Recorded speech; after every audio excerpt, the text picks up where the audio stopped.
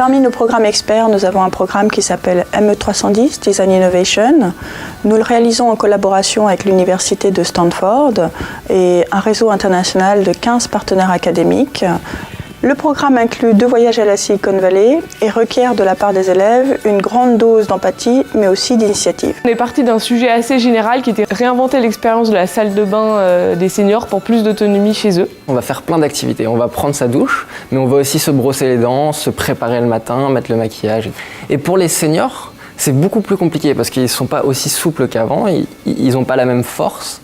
Et donc ça va impacter sur leur facilité à faire ces activités. Au départ, on a fait une recherche ethnographique en connaissant rien sur le sujet. On a rencontré des personnes âgées, rencontré des experts, des médecins, des ergothérapeutes. La recherche ethnographique en amont est capitale et moi ça m'a permis en tout cas de montrer à mes équipes qu'il fallait beaucoup plus, je répondais sur des recherches ou des études ou des groupes de travail avec des clients qu'une étude de marché qui ne reste qu'une étude de marché. On a travaillé avec des ingénieurs, des personnes du marketing, des personnes de la com. On est allé dans leur usine et jusqu'à avoir aujourd'hui un prototype industriel terminé. Notre ambition est toujours de réaliser ce que nous concevons.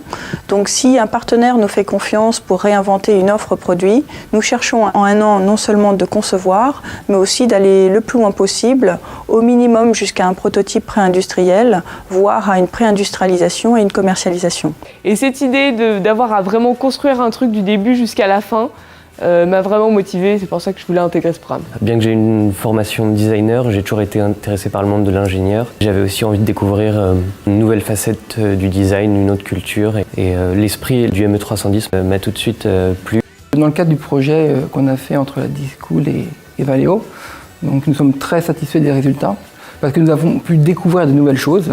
On peut intégrer le plus tôt possible l'utilisateur final et pas découvrir des problèmes une fois que le produit est défini. Notre sujet, c'était de réinventer l'expérience des pompiers dans les incendies avec une caméra qui nous a été fournie par Thales Optronics et qui permet de voir à travers la fumée. On a essayé de travailler sur la façon d'intégrer la caméra à l'équipement. Je suis ébahi de voir jusqu'où ils ont été capables d'aller en mettant toute leur force et toute leur volonté pour produire quelque chose et pour produire un démonstrateur.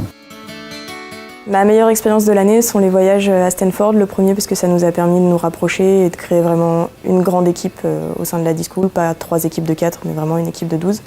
Et le deuxième voyage pour l'Expé avec tout ce qui va avec, le stress et puis la fierté de présenter notre projet, la bonne ambiance. Et voilà, c'était vraiment super.